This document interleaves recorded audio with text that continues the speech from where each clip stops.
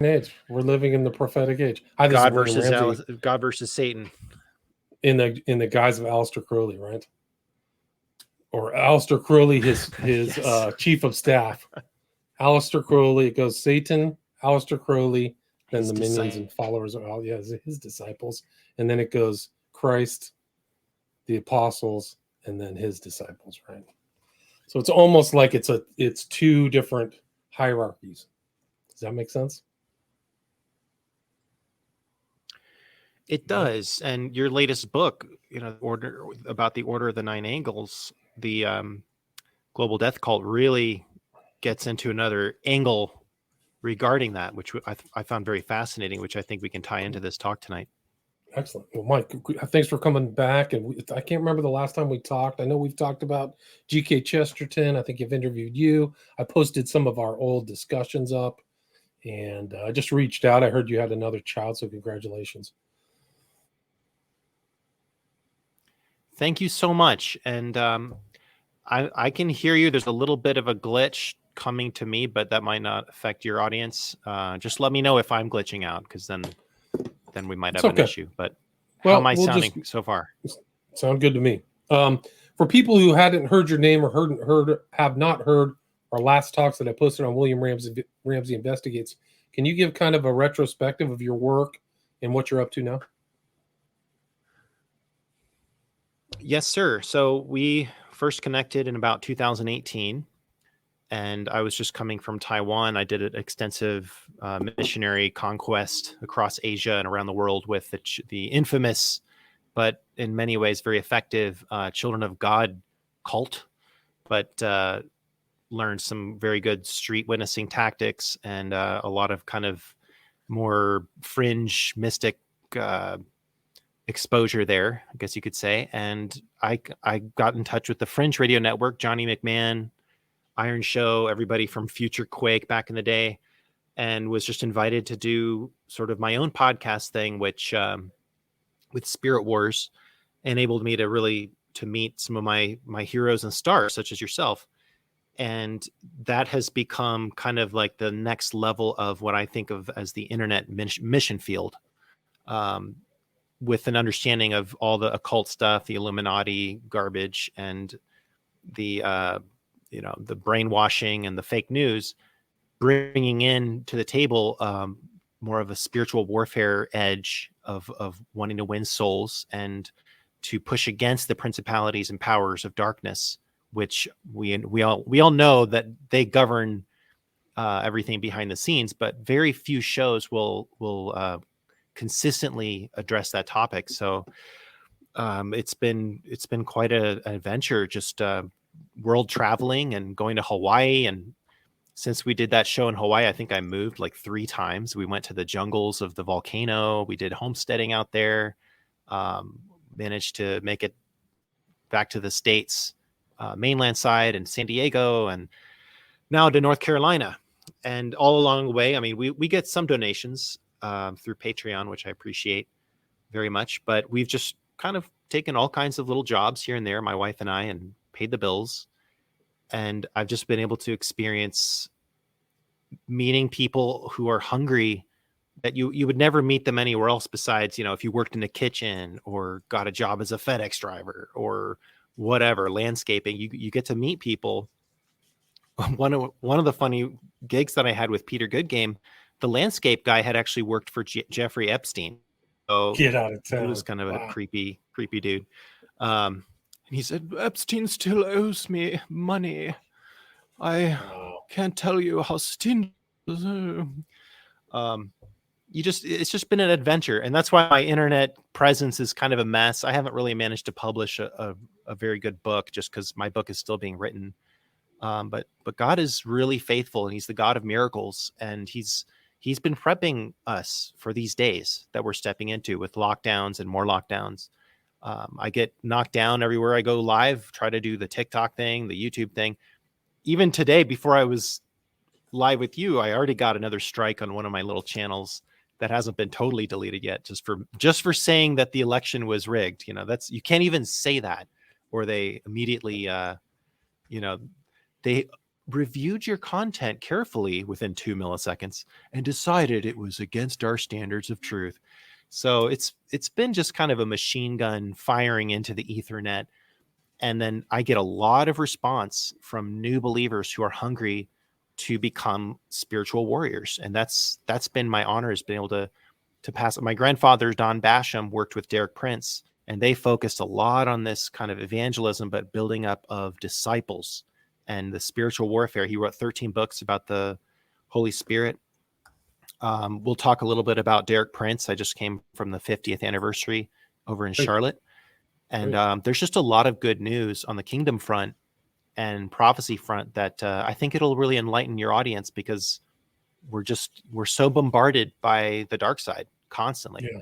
And I just want to be one of those voices that shows up with the plans of the Death Star to let you know, we're still going to attack their next enemy base. So well, let me ask you this question, Michael. Who was Derek Prince, for people who don't know? Well, Derek Prince he's already passed for a couple decades, but he is probably one of the most famous foundational scholarly British teachers. He kind of sounds like Obi-Wan. My grandfather looked like Obi-Wan, but Derek Prince sounded like him. He says, let us continue in 5 facets of the Holy Spirit in your life. And it's very foundational. It's something that, you wouldn't really camp out at forever, but his teachings have inspired a whole new generation already for 60 years now, or 50 years. Wow. But in this specific last few years, I'm seeing all these new believers pick up on his teachings, because they're so grounding, and yet open to a living walk with God, hearing his voice, gifts of the Holy Spirit, the whole 9 yards, deliverance. But you just can't argue with the guy. In many ways, sort of like G.K. Chesterton, you either just don't listen to him, or you agree with him, because they don't really leave a whole lot of room for debate. It's just the scriptures. Prince was a giant. X, Y, and Z. Right. Yeah, he was a giant. I mean, 51 books, 600 audio, 100 videos. Pentecostal, so he definitely believed in the Spirit and everything like that. And then opposed to replacement theology, which is interesting. He was a part of the infamous Fort Lauderdale 5 group, which started the whole covenant shepherding movement in the 70s to late 80s, along with Ern Baxter and Don Basham and a few other guys, which it kind of got out of hand, but it was a very strong force to be reckoned with. If you ever want to do a show about that, it would be an interesting topic. Yeah. But when that fell apart, he went on to just continue his own ministry. And when he died, the people that were in charge of it were thinking they just close up shop. My uncle goes in and he basically just totally renovated the whole thing, got the sponsors secured, and it's just blazing trails around the world. There's like 50 something bases for Derek Prince around the world. Wow. They're just doing a great job. And 3 of my aunts are also working with them. So it was kind of a weird, a weird reunion a few weeks ago to go and see that. And I'm just the kind of the prodigal. Yeah. There is a lot of Pentecostals in Florida, right? I mean, I feel like there's a lot of Pentecostal big time preachers in Florida. Is that true? Sure. Yeah. There's a lot of great churches all over the place. Haven't been to too many recently, but my parents, they've been in Naples for the last 30 years, and they've definitely been going in and out of quite a number of those types of churches. It's hard to know what's a real church these days because of the masks and the mandates and the lockdowns and you might have a really solid, good Spirit-filled church, but then you find out they're 501c3 and they're just going to go along with whatever, the next government garbage is. So, but there's a great community of Christians that are exiting the building, and they're finding their spiritual feeding online. And that's where Derek Prince Ministries is really shown. So your family's involved with Derek Prince, and you went to the 50th anniversary of his ministry. Can you talk about that? What it was like traveling there and what it was like attending? Very emotional.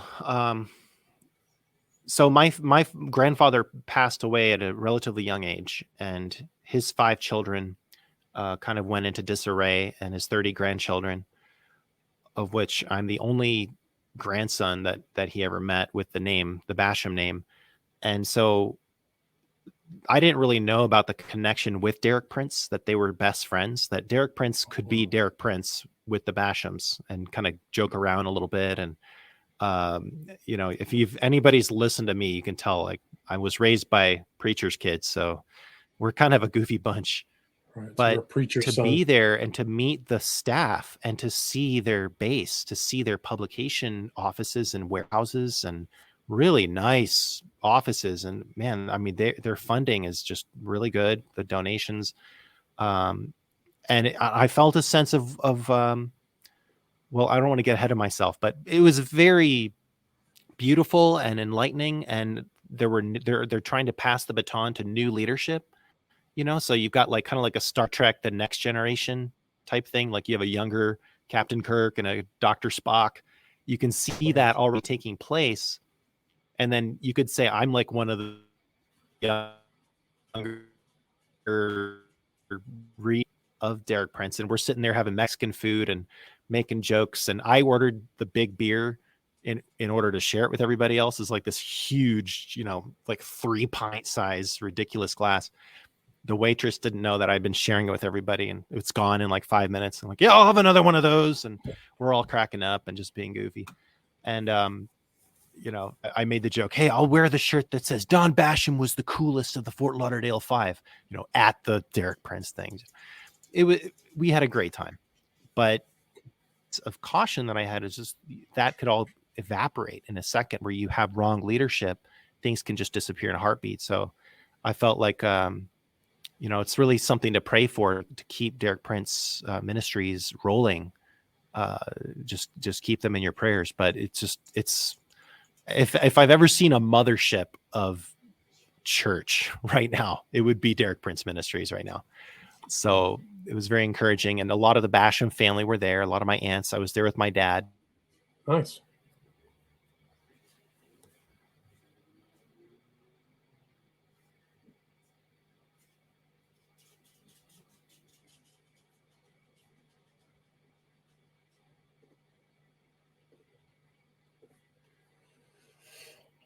It looks like this guy Derek Prince Publishing had and finding whatever they can, because this is it. I mean, this is the prophetic age. These prophecies are really coming to pass. And right. If you look at the side of things, I would say more of your vein of research goes, you see this kind of culmination and the rise of the end time church. And there's this confrontation going on. There's less and less gray area. Libs of TikTok, you look at the social media all day. It's just, there are no places where you can hide anymore. You're either pro everything weird and destruction of children's. Yeah, the libs of TikTok are off the charts. I don't think you even need to know what it was like to live in Sodom and Gomorrah. You just have to watch that. Like, just the most deranged thinking and weird clothing. It's just off the charts. Well, we're seeing the fall of Rome in fast motion with St. Augustine, City of God. It was all this blatant sex garbage and the eunuchs and the plays and they were trying to blame the Christians. Oh,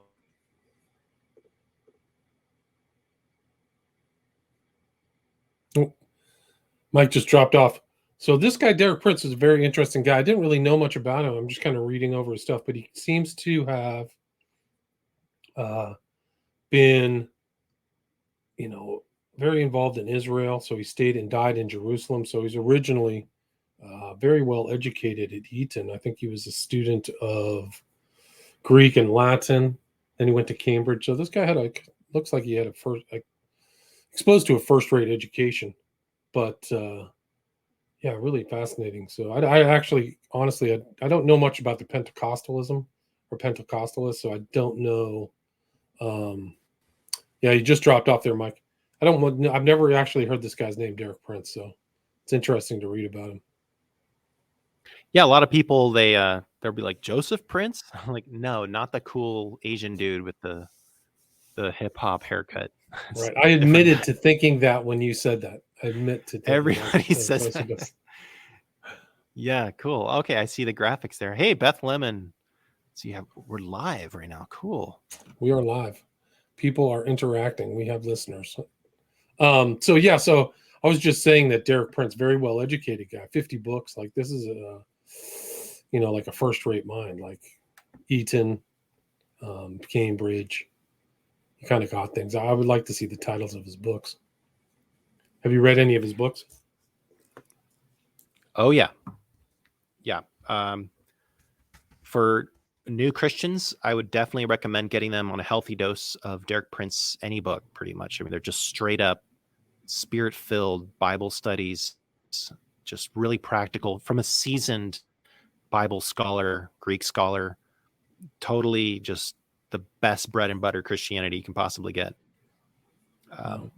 Not exactly where I stay for any length of time, because I want to still go and have some more of the fringy, mysticky experiences, and I'm very interested in what God is showing us right now in the dream realm and prophetic, and how to face this. Like they did, for instance, Derek Prince didn't know anything about Aleister Crowley or Book of Enoch, or that wasn't their forte, and that was a little bit after the advent of the internet. I think that was more prolific, Accessible, but yeah, more accessible, no doubt. exactly. But you and Derek would have gotten along just great. I think he would have really appreciated talking to you. He looks interesting. I mean, this guy's definitely kind of spirit, non-materialist. There's something else going on. There's other things. Look at this. This is just published. This must be an older book that got republished. The Beast or the Lamb, Discerning the Nature That Determines Your Destiny. That sounds a very timely topic and ties into kind of our theme, right? And just for your audience, if anybody's like strapped for cash and you want to get one of those books, you can write the ministry and they will send you free copies. You didn't hear that from me, but I am his best friend's grandson, so maybe we can get away with it. But they just give these books away. Like I've got piles of that specific book, and The Beast and the Lamb it's a series of studies that it's not like a Hal Lindsey end time study. It's really getting into the psychology of what is this beast system compared to God's end time church and God's people. And it's more about identity. And like you said, it's immaterial. It's really grounding you so that you know that you are in God's kingdom and you're in the will of God. Because the internet is so full of just wishy-washy, here today, gone tomorrow kind of preaching, that his sermons and his books have really been a grounding factor. In fact, if you go on TikTok and type in Derek Prince, there's just millions and millions of videos that new believers are putting on. And that's another bit of good news I'd like to share with the audience, is that there's a huge harvest of new Christians and they're just coming out of the woodwork.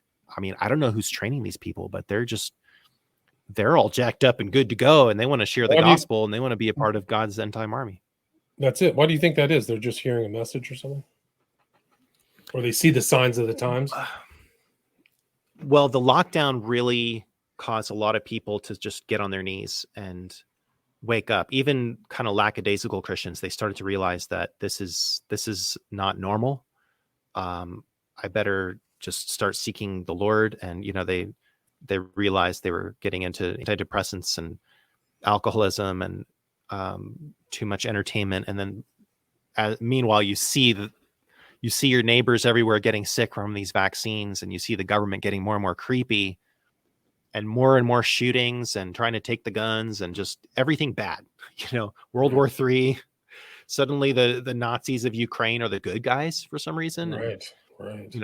Like everything from the last just 6 months, it's in itself is overwhelming. But from the last 2 years, there's been really I think there's been a slow but an honest repentance back to the Lord. And so a lot of these people, regardless of age, they're like baby Christians, and they're taking to TikTok of all places. That place is exploding with new Christians. I know it's a horrible, horrible app, but I can't count how many people on there are just sharing their faith. And they're like, let me show you this scripture. It's Romans 8:28.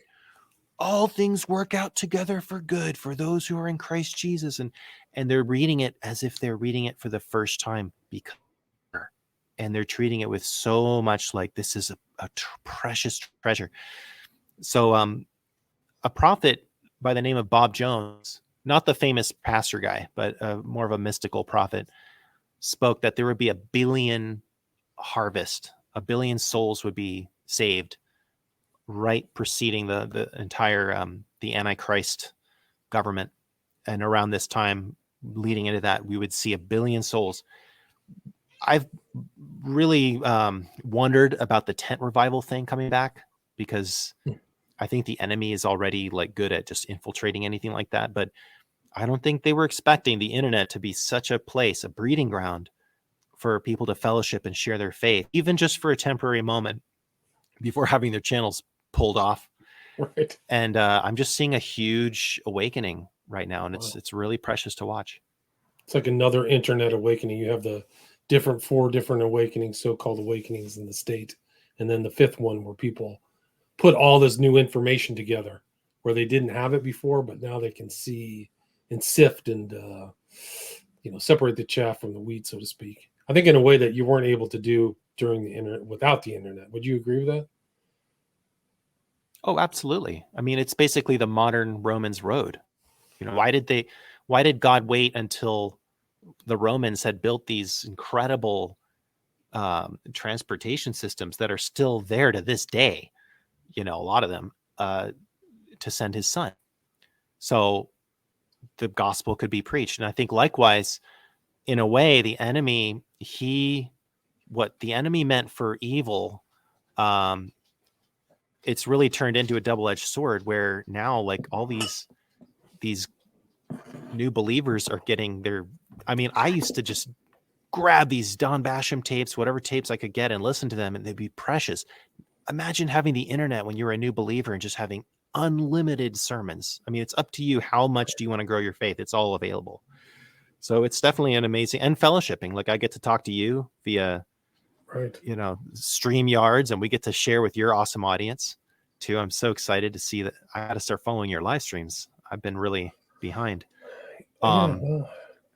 Even find for it the easier little, to use. Yeah. It's great. It is a great stream. People have been telling me to get on StreamYard.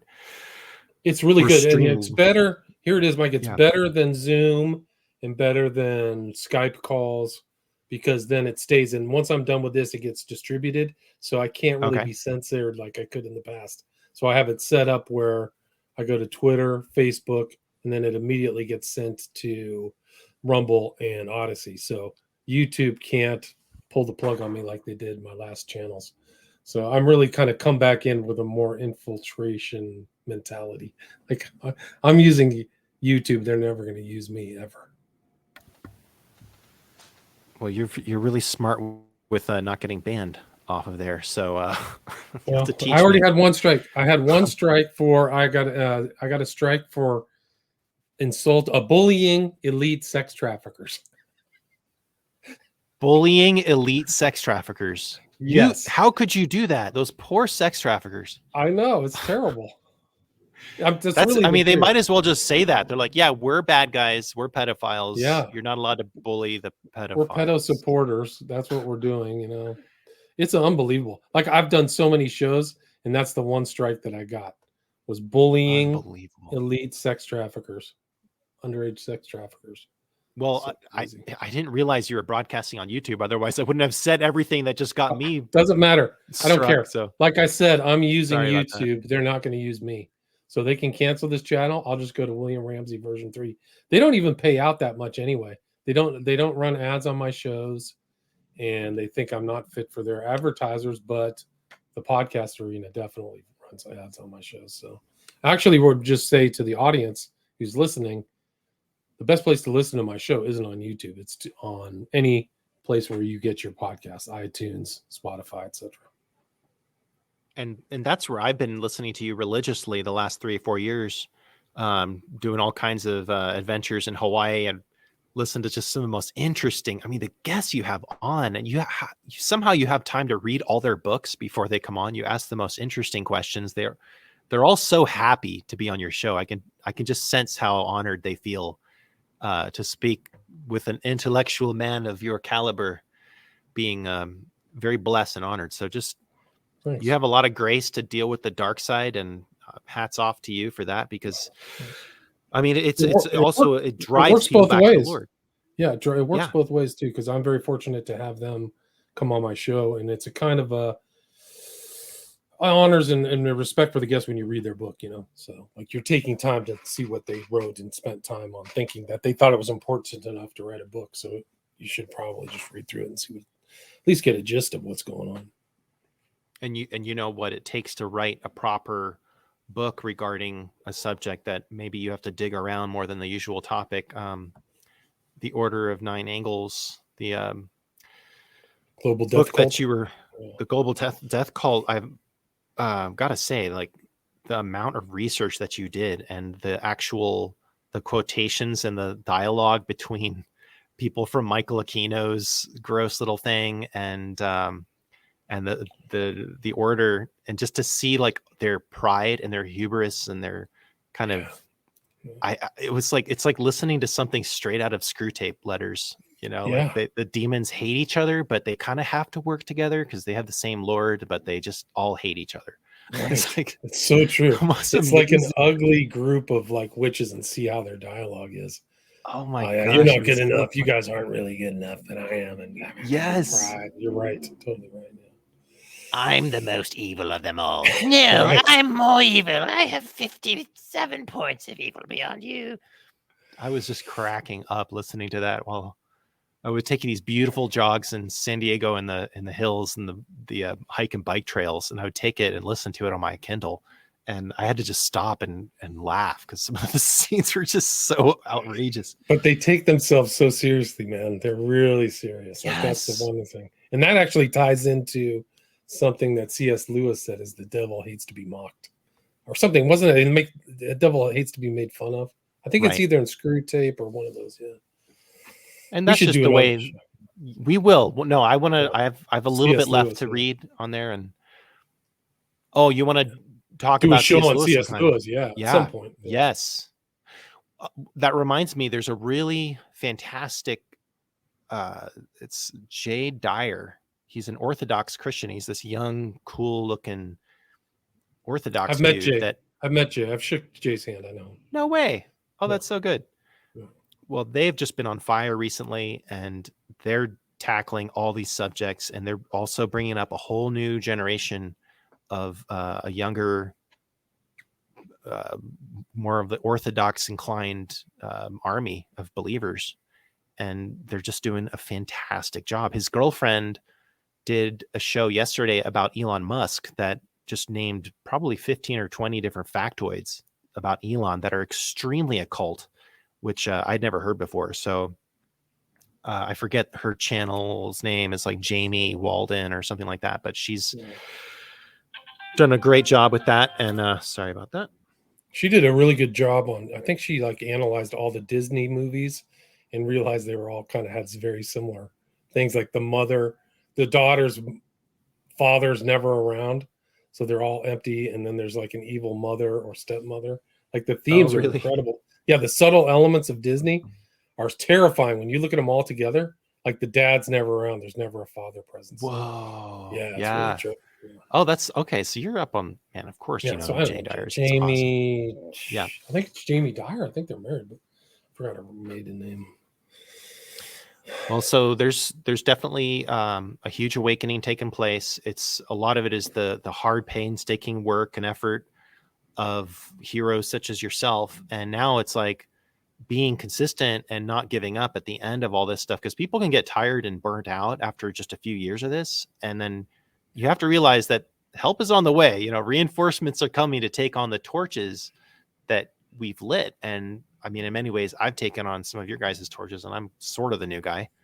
But I was just on the phone with Johnny McMahon about the Fringe Radio Network, which I help run, and it's all done by volunteer basis. And there's times where, because I've been moving so much, I can't do a whole lot.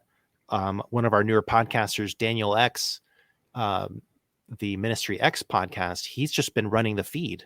He puts on the latest Sarah Westall or, View from the Bunker and all these guys. And he just came out of nowhere, and he's willing to put in the hours. He's not getting paid. And just to keep the ball rolling, to keep the Fringe Radio Network still out there and relevant. Yeah, I'll put a link to the Fringe Radio Network in the show notes. And there's a lot of, he's had more, Johnny's gotten more guests or more contributors. So I have it on my podcast feed. So whenever I see something, Sarah Westall does a great job too. But whenever I see something that I find interesting, I listen to it. And that brings me to when I first got to San Diego. I'm sorry, I'm kind of all over the place. I know we okay. dedicated to one topic, but we're just touching base. Yeah, it's all good. Yeah, we'll definitely get to maybe we can get to that Tragedy and Hope book at some point too. I throw the Tragedy and Hope book at you, and it's like 1,000 pages, and you're the type of guy that would try to read the whole book first. And you're like, hey, Everlasting Man wasn't long enough for you. Oh, dude, that was. I mean, the thing is that you could the length of a book doesn't matter if you're G.K. Chesterton, where every paragraph has multifacets and is very thick, verbose, prose. I found myself reading Chesterton 2 or 3 times a paragraph, which I don't do with some other books. Yeah, trying to get all the gist of it. Yeah. Well, you can never get enough of his books in your brain, and obviously Eugenics and Other Evils. I've been reading that on my show off and on, and it's just, he speaks directly to forced vaccination, everything that the jabby wabby, everything Dr. Fauci's been talking about. It's all in there in Eugenics and Other Evils. So I mean, this was a plan that was obviously 100 years ago. They were already putting it out there. Forced vaccine. It's a mandate. It's not force. It's a mandate, right? So they use the right words to try to convince you.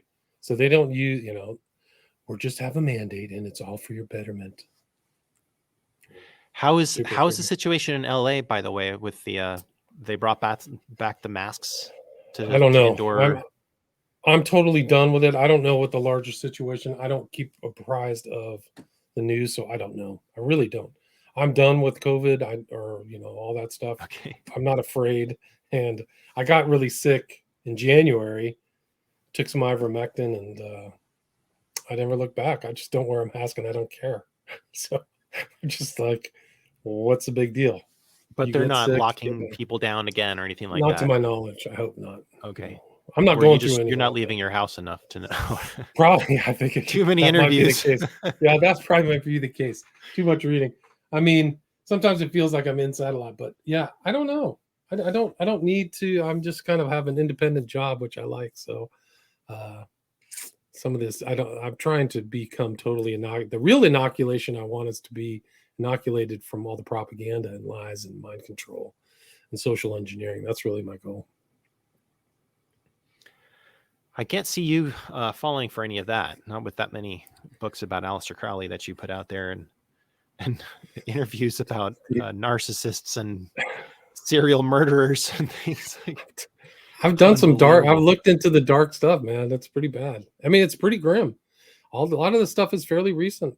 A lot of these school shootings only in the last 40 years, and yeah, it's look up Project Deep Dream. Have you ever heard of Deep Dream? No. Yeah, don't look it up. Let's see if Project Deep Dream pops up. Project Deep Dream. Yeah, they're trying to using the internet to mind control people. Oh wow! Yeah. Kind of like an MK Ultra using AI. Yeah. I think that we're already way past, Stranger Things type of MK Ultra. I think now with the cell phones and they've been able to just basically mind control the youth, especially, but just about everybody, to where they can just almost flip a switch and people are like a Manchurian Candidate. Yeah. Yeah. I think that mass formation and psychosis was real. I don't think that was fake. Yes. So I think yes. they Absolutely. scared people And they're still actually applying it. Like the White House actually put out that thing. If you don't get vaccinated, you're looking forward to summer of death and destruction. Like they're really pushing the fear on people. Yeah.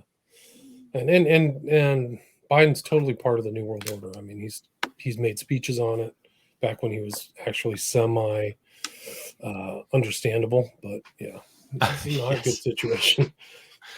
Yeah, so painful to even watch that guy. Hey, I wanted to mention your Q interview is just amazing. The last couple interviews you did, and before we get sidetracked, I just wanted to mention that one thing that I've noticed since coming back to the States and meeting all these Christians. Some of them were pro QAnon, and I've interviewed Praying Medic. He's one of the big Q guys before he was into Q.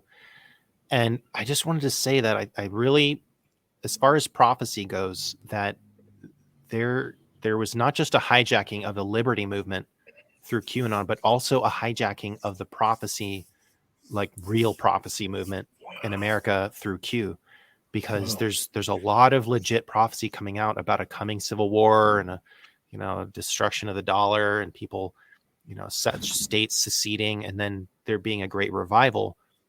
But it can sound a little bit like one of the Q posts, and that's concerning to me, that all of the true prophets of God who have been, we're talking Rick Joyner's successor for the Morning Star Ministries, several similar prophets. I'm not saying they're 100% batting average, but there's definitely a hope for this country coming into this dark storm that we're going through. Not just trust the plan or whatever, God's going to do everything. No, it's going to be a repentance. It's going to be a coming to grips with the sin in the land, and people really humbling themselves, coming back to God.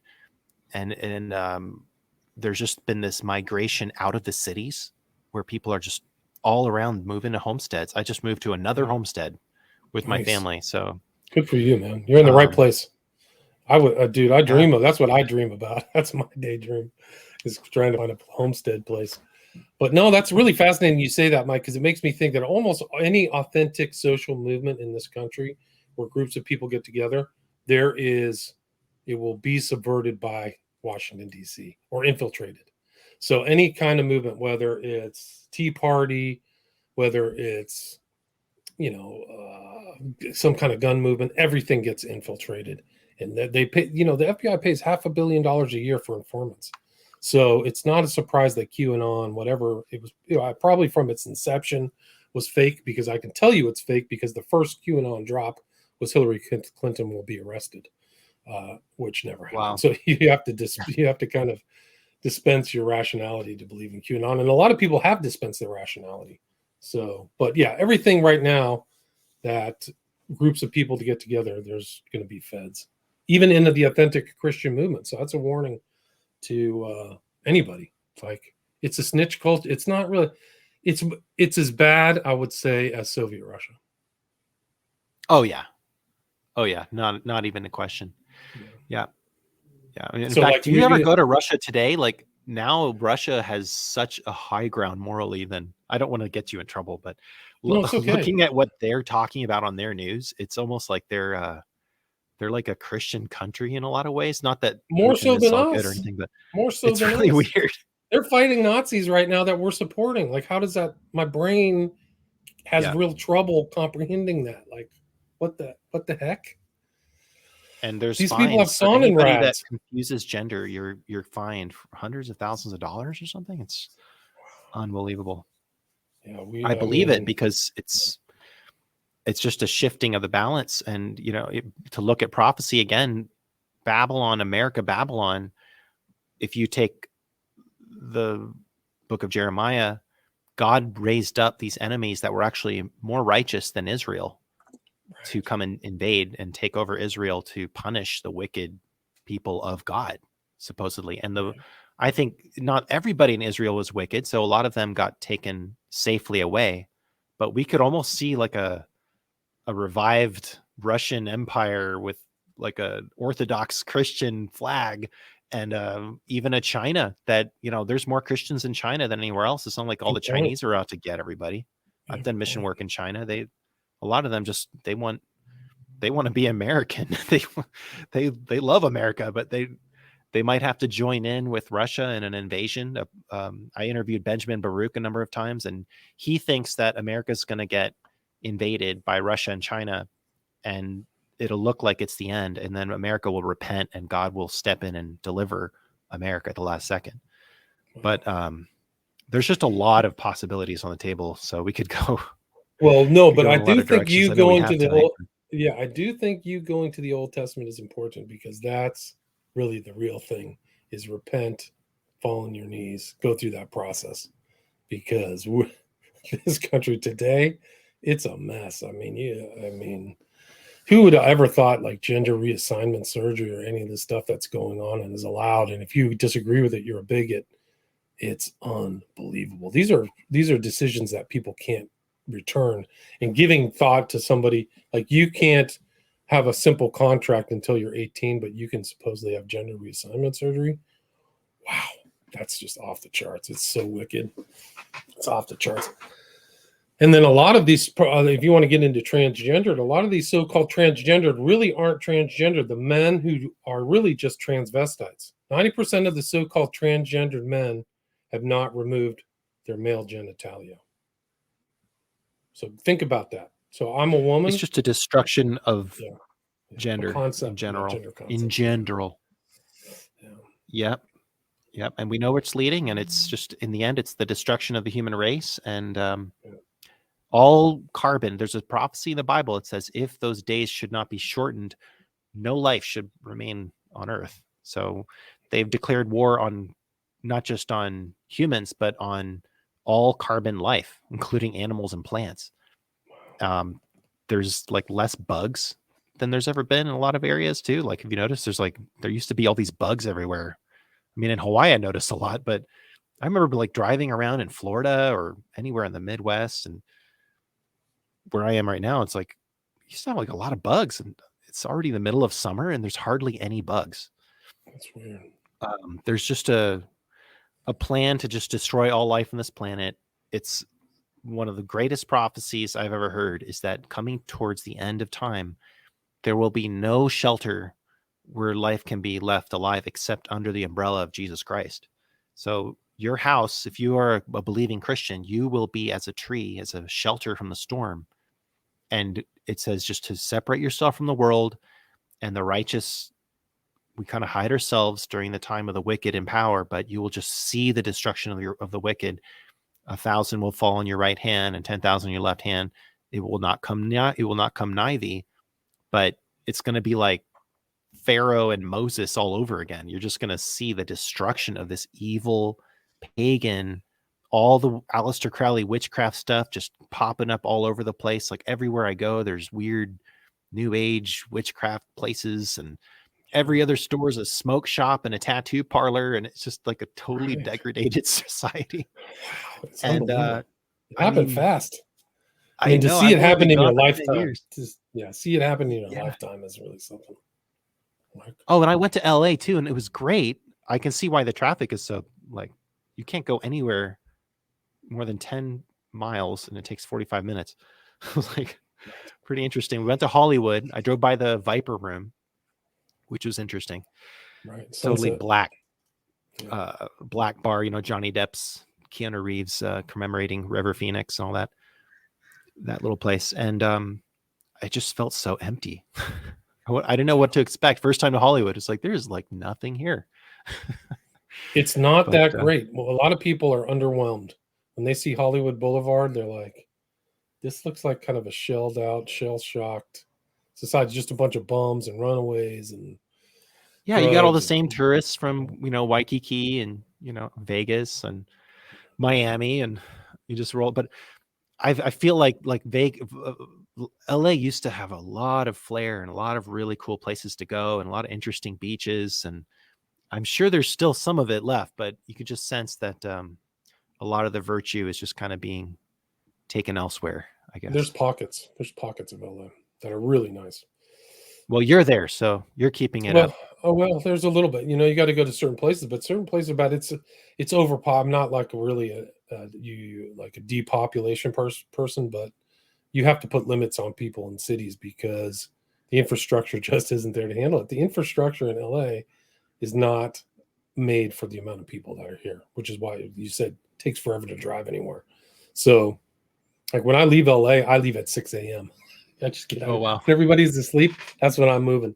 But yeah, it's Smart. not an ideal. So it's more of a dystopia than a utopia in LA, in my opinion. But certain parts are nice. The weather's great. Well, overall, beautiful city. It was really cool to see it finally. And I helped a friend of mine move. His son had passed away just a few days before I got there. Oh, that's terrible. So I was there to just help him unpack or pack up all of his son's stuff. And we went to Ventura and we had a U-Haul. And the people in the neighborhood were salivating, staring at this U-Haul, like, where did you get that? Because you can't get U-Hauls. Like everybody's trying to leave. They're So- all in Idaho or Texas or something like that. Yeah, it was kind of Like, funny. yeah. But Yeah, hey, that's I got to get running here because I'm Okay, actually sure. in the downtown studio where we're about to show a Tom Horn, Steve Quayle documentary. So we're doing like a Sweet. little local outreach every Nice. Friday night here. And Which doing- documentary is it? I'm not totally sure tonight's, but it's been like all the fallen angel, kind of the weird structures down in South America and giants and Nephilim, just all the fun, crazy stuff that it seems more and more that all the conspiracy theories have come true. Probably those will end up being true as well. So Yeah, no doubt. Mike, where's the best place people can reach out to you if they want to talk to you or listen to your talks? I know you have a lot of talks under Spirit Wars. yeah, and I'm in the process of consolidating in one place because I've had 4 websites now get totally deleted. So never trust WordPress if you're somebody like me. But I made a website by hand, and it doesn't look like much, and it needs to be updated. But it has all my links to everything, and emails and YouTube's things and TikTok things, and it's called faithbucks.com instead of Starbucks. Faithbucks. And that's not a cryptocurrency, so I'm not trying to. That's good. So that's probably the easiest thing. So faithbucks.com. And I'm also, if you guys are interested in some of these sermons that we've been talking about, Derek Prince is very prolific. If you are interested in Don Basham, I am in the process of posting all of the Don Basham sermons that I've painstakingly transferred from tape cassette to MP3. And those are all on a podcast, just Don Basham, which should pop up if you write Don Basham. It's like Don Basham Powerhouse Teachings, as well as a few other things that I'm posting. So thank you so much. That's good. Yeah, good. Yeah. Thanks a lot, man. It's great to talk with you again, catch up, and people can go back and look through William Ramsey Investigates and see the old Mike Basham discussions we've had, attempted understanding G.K. Chesterton, and I think we talked about Crowley once or something. I can't remember. I've done too many interviews, but there's 2 or 3 out there, at least on my side. You were the first person to alert about Crowley having some interface with Chesterton, even if it was indirect, and that just blew my socks off. Yeah. No, And I it was when included we were that in Waikiki. Yeah, I included that in Prophet of Evil because Chesterton read Crowley's poetry and said, "Oh, this guy's not too bad." He probably didn't know how evil Crowley was, but at least he acknowledged. And then I think Crowley wrote him something back. I got to go back and look at that. But Mike Basham, thanks so much for your time. God bless you. Thank you so much. Have a great day. Cheers. Great night. You too. You as well. Bless Take you care. guys. Stay there. Stay there. Bless you.